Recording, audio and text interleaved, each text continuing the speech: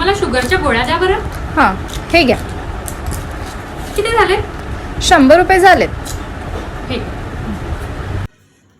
Mummy, हे घे तुझ्या गोळ्या आणि 100 रुपयाच्या झाल्या घे 100 रुपये. हो, अरे वा वा वा वा. आता मी पप्पाला फोन करून सांगतो. हॅलो, हा बोल ना ग. हॅलो, मी किती वेळची फोन करते ग तुला. तू कुठे गेली होती? अरे मी ना मगाशी ते फार्मसीत गेली होती. मम्मीच्या गोळ्या आणायच्या होत्या ना म्हणून. हो ना यार, आजकाल गोळ्या किती महाग झाल्या. 100च्या झाल्या. 200ची नोट दिली होती, 100 परत करून दिले मग मम्मीला. अगं कशाला दिले का पैसे? त्याच्यापेक्षा तर आपण त्या पैशाने कुठेतरी काहीतरी खायला गेलो असतो. उगाचच दिले. तू पण ना, तुला कळतच नाही काही. लहानपणापासून आईने कोणत्या परिस्थितीतून आम्हाला पैसे दिले याची जाणीव आम्हाला चांगल्यानेच आहे.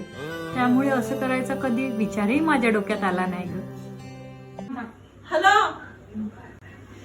हॅलो, सायलीचे पप्पा. ओ, 100 रुपये वाचले गोळ्यातून. तुम्ही विचार केला होता ना भाजीपाल्याचा? होऊन जाते आपल्याला. भाजीपाल्याचा खर्च तर निघूनच गेला.